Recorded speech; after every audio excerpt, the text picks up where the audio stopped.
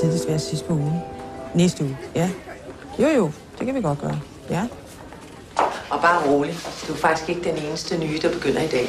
Så. Hej alle sammen. Det her er så Nete, som skal starte i klassen i dag. Ja. Så smutter jeg igen, og Jytte hjælper dig med at finde en gruppe. Ikke også? Det gør jeg. Ja, godt. Hej Nete. Velkommen til. Skal du se, du skal herover til Sandra og Camilla og Thomas. Vi skal lave kanelsnegle. Hvor lækkert. Gemmer bagepapiret, ikke også? Der er ingen grund til at smide det ud. Det kan sagtens bruges igen. Fedt, ikke? Du kommer til en skole, hvor man skal gemme bagepapiret. Jeg er så skrevet efter den her time.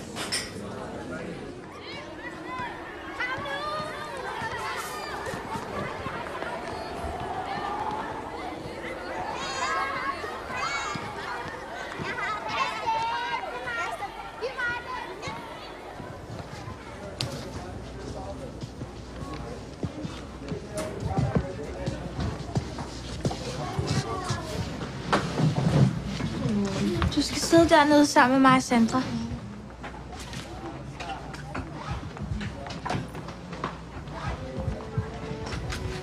Hej, Sune B. Må jeg lige få opmærksomhed et øjeblik? Jeg vil gerne præsentere Jonas. Endnu en ny elev i klassen, som er flyttet til København.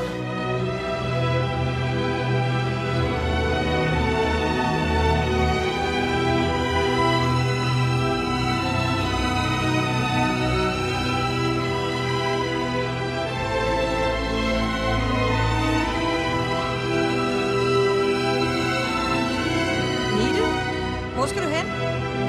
Nete?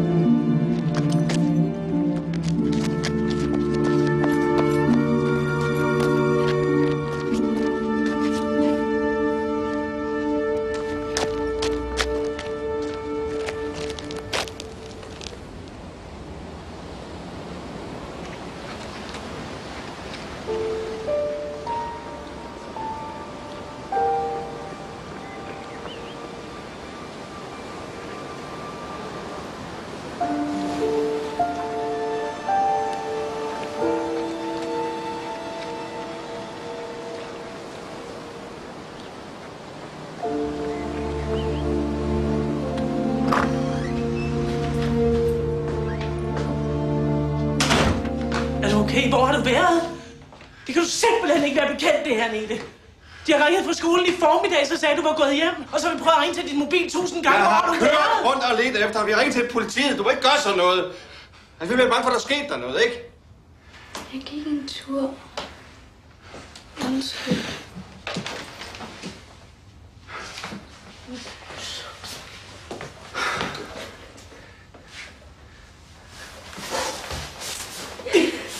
Skat.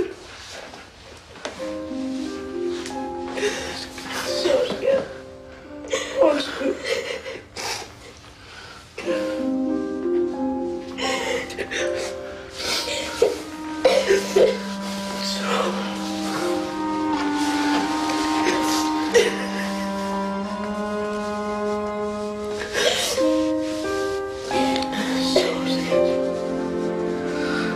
Nu er du her.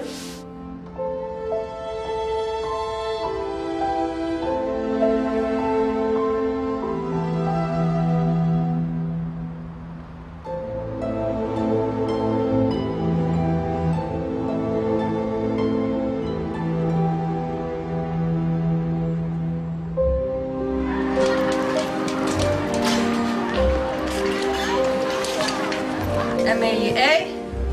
Amalie M. Ja. Amalie P. Anders. Ja. Camilla. Og Nete. Nete? Ja. Har I fået det bedre?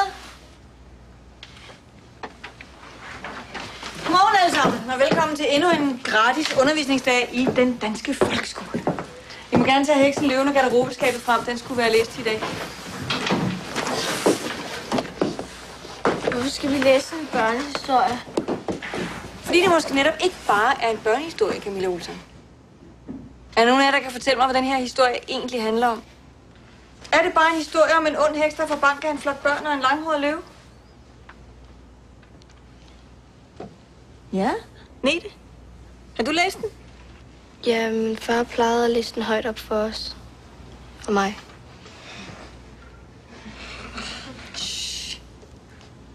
Har du et bud på, hvad den handler om, Nete? Det er lidt ligesom Bibelen, bare med børn og dyr. Det er nemlig fuldstændig rigtigt. Det er faktisk det, man vil kalde en allegori med et fint ord. Hvem er så Jesus? Den der fede bæver. Nej, det er løven, fordi den bliver dræbt. Men så kommer den tilbage igen.